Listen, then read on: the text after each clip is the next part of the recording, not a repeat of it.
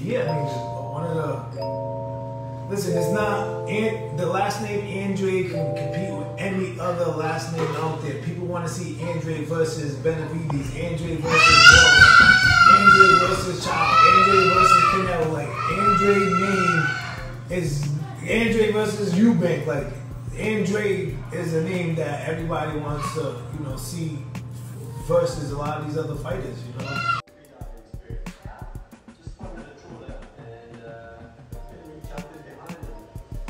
Fight me then. I want to fight Oscar De La Hoya, David Benavidez, Demetrius Andrade, and fight me then. I want to fight Oscar De La Hoya. Shut the fuck up, man. Let's make this fucking fight happen, Let's make it on November. It's an easy fight to make. Just shut the fuck up, man. You're just talking a lot of shit, man. Let's make it happen, man. We're here ready to go. If you say you want these fights, let's sign the contract and that's it, bro. It's an easy fight to make with the same company.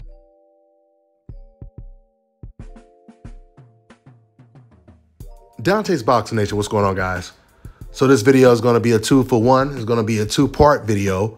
I want to talk about Demetrius Andrade running out of time and might not be making the best career moves right now. And I also want to talk about how Showtime is putting an enormous amount of pressure on Jermall Charlo to move up to 168 and take the David Benavidez fight. Let's first start with Demetrius Andrade. So Showtime Stephen Espinoza, he did an interview where he talked about all three of these fighters, and what he said was pretty revealing. After Jermall Charlo went on his live feed on Instagram and announced that he wanted to fight Demetrius Andrade next, Stephen Espinoza, he was reacting to what Jermall Charlo had just recently said about a potential fight against Demetrius Andrade. And Stephen Espinoza basically said that they, meaning Showtime, they're not interested in making that fight. They want to make the David Benavidez fight. He went into further detail explaining that Demetrius Andrade had multiple opportunities to fight either Jermell or Jermall. Stephen Espinoza said that when Demetrius Andrade's DAZN contract was up a couple years ago, they offered him a one-fight deal to fight Jermall Charlo, just like they did the one-fight deal with Canelo Alvarez versus Caleb Plant. But Andrade, he decided not to take the Jermall Charlo fight and go right back into signing or re-signing with DAZN, according to Stephen Espinoza. Which means, if this is true, that Demetrius Andrade, he had a lot of options. He could have took the Jermall Charlo fight as a free agent, and then after that fight, he could have signed another multi-fight deal with DAZN or even with PBC. Can you actually kind of clear that up a little bit? Because there's this running notion that Charlo really never wanted to quote-unquote fight against Andrade when you guys were behind the scenes trying to make that fight multiple times. Yeah, and the reality, the time that I've been referring to, and look, his promoter will confirm it, is, and I don't know the year, his deal was up with DAZN. And so there was a window there where we said, okay, you're talking about re-signing with DAZN. You could also go this way. Give you a Charlo fight or a fight and then a Charlo fight, either way. And, he decided to re-sign with DAZN.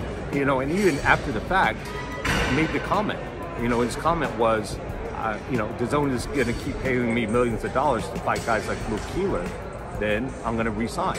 That says everything you want to know. That's fine. If that's the way you want to go, there are lots of ways to carry out a career. And if that was his preference, and he wanted to, cash in on that money, that's great.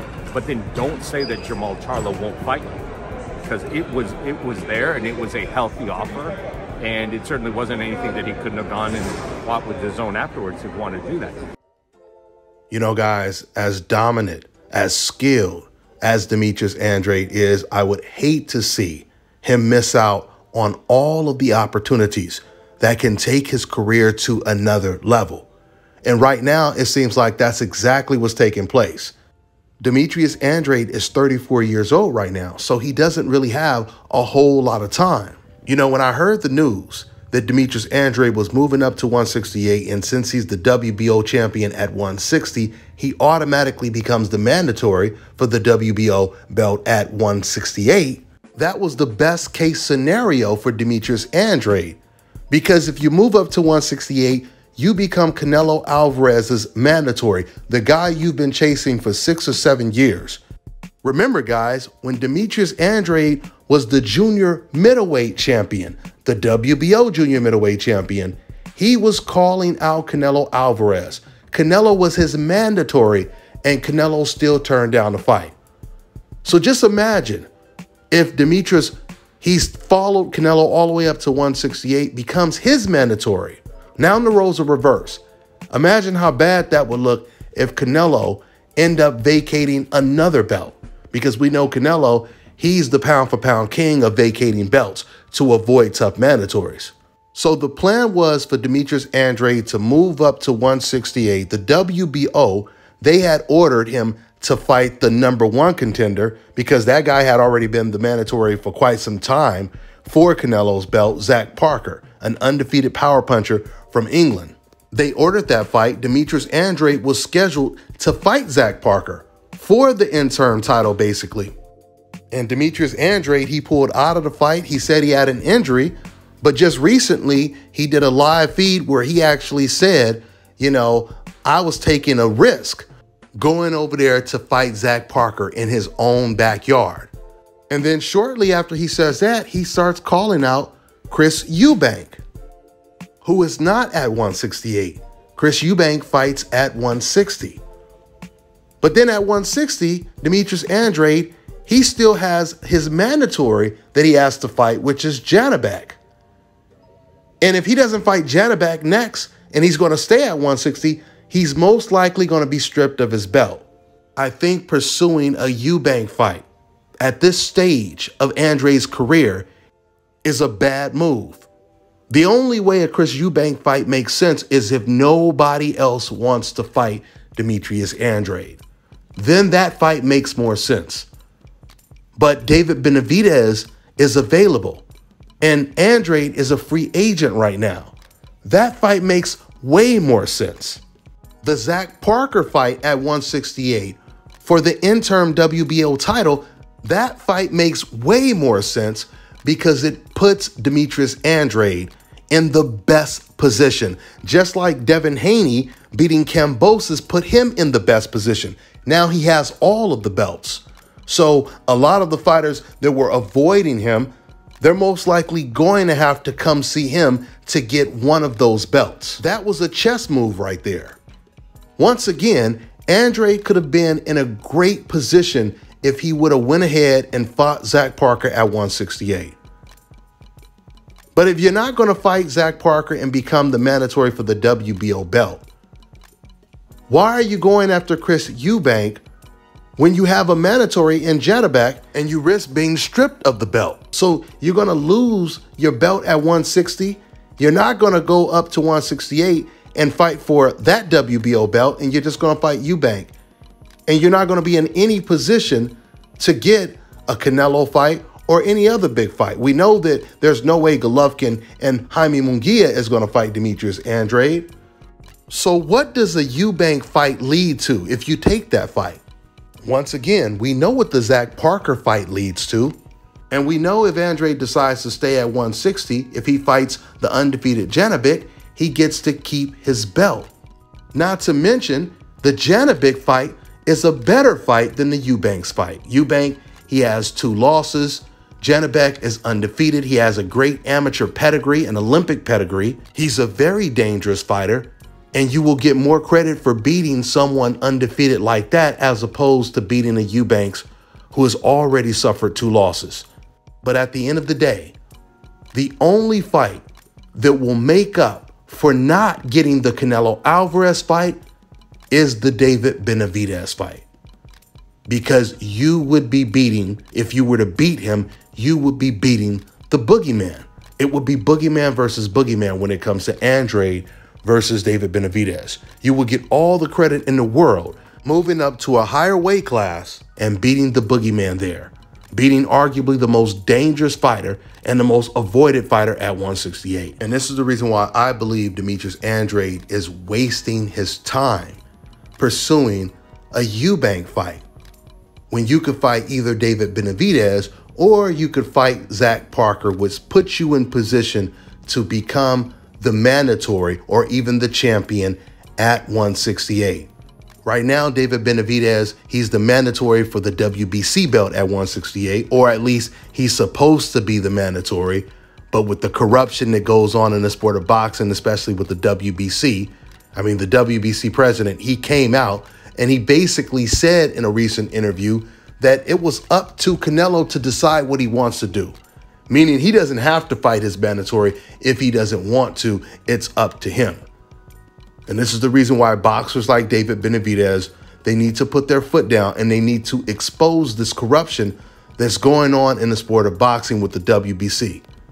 David, he needs to expose this. He needs to take advantage of these social media platforms, all the interviews that he does. He needs to put an enormous amount of pressure on the WBC to do the right thing and activate his mandatory status. I mean, David, he's been saying for a while that Canelo, he's going to need to either fight me or give up the belts. It's now getting to the point to where David is now going to have to start including Mauricio's name, the WBC president, include him when he talks about Canelo and tell the public that both Canelo and the WBC, they're going to have to give up that belt if Canelo is not going to defend his WBC title. So with that being said, David Benavidez is in a position to where he will end up becoming the WBC champion, just like Jamal Charlo became the WBC champion at 160 when he forced Canelo Alvarez to vacate the belt. David is pretty much in that position right now. If Demetrius Andrade would have took the Zach Parker fight like he was planning on doing originally, he would have became the WBO champion. And then they could have fought against each other in a huge unification bout, Boogeyman versus Boogeyman.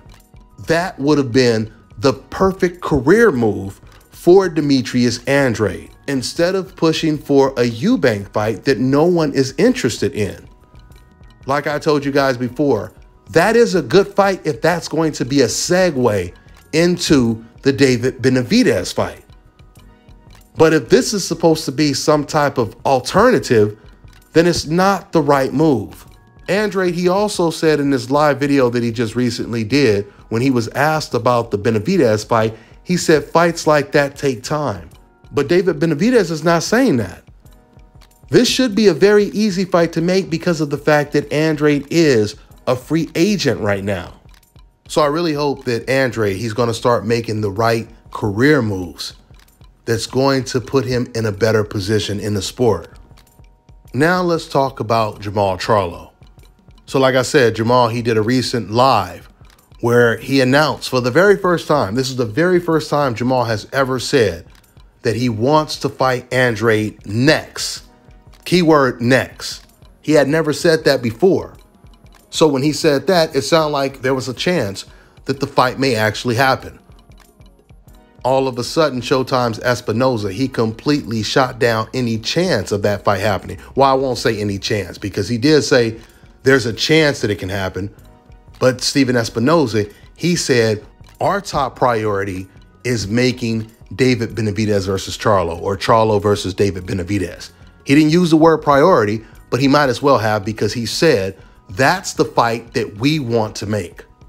Now, I had told you guys when I reported the fact that Jamal Charlo said he wants to fight Andrade next, I told you that fight definitely makes sense happening before one of them were to move up to 168 and fight David Benavidez.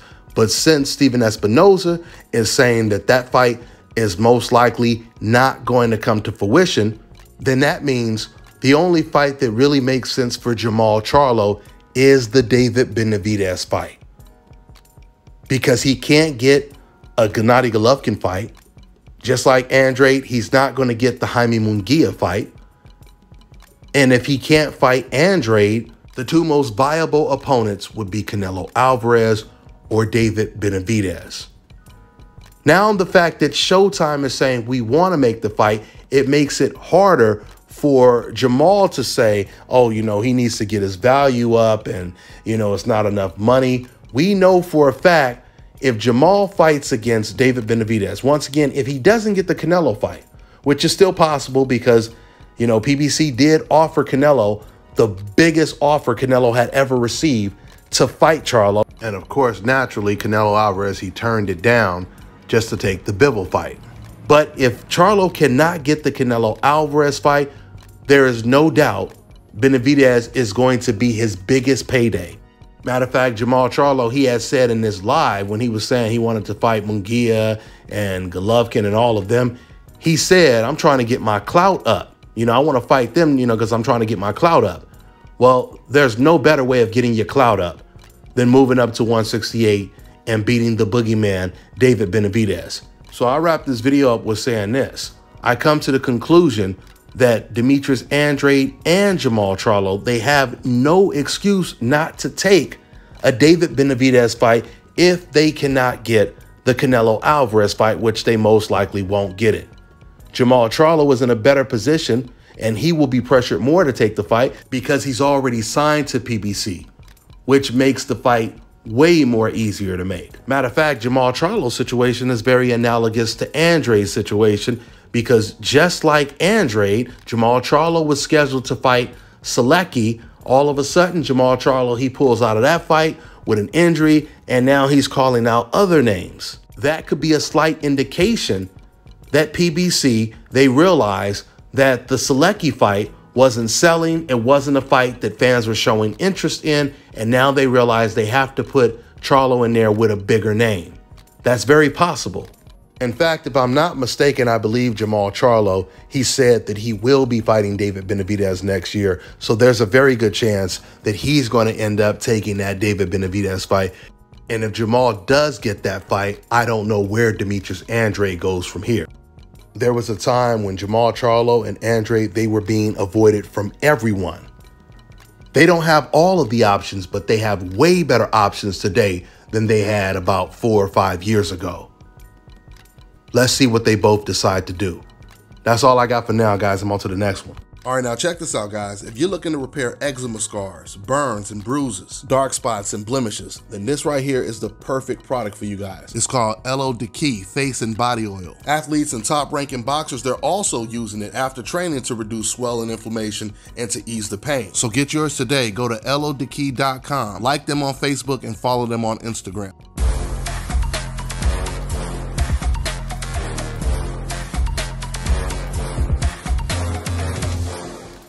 My name is Chris, and I'm all the way here from Anchorage, Alaska at South Carolinas, and I'm here for my second treatment of SMP. Well, I was sitting at home one day and going over my Facebook page, and they have different, you know, like advertisements popping up, and I saw one for SMP, and I saw some pictures of some guys, you know, before and after, and I was looking at that, and you know, it caught my attention, so I Googled it. SMP, nothing showed up in my area. So, you know, I did a little more research, and all of a sudden, Scout Carolinas popped up in the web browser. So I started watching his videos and seeing all the reaction from all the other people. We talked on the phone, we made appointments and everything. I sent him pictures, and he looked at them, and I was like, can you fix this? And, you know, he pretty much said, no problem. My first session, he made me feel extremely comfortable. It was almost like I was talking to family. He started, and during the whole treatment, we talked, and, you know, about our families and our life, and, you know, and things that he does and things that I do. And before I know it, the first session was over. When you see someone doing something that they love, as much as I see Enoch Glover love what he does, it shows in his work. I wouldn't point anyone in any other direction but here to North Carolina, Scout Carolinas, to get this done.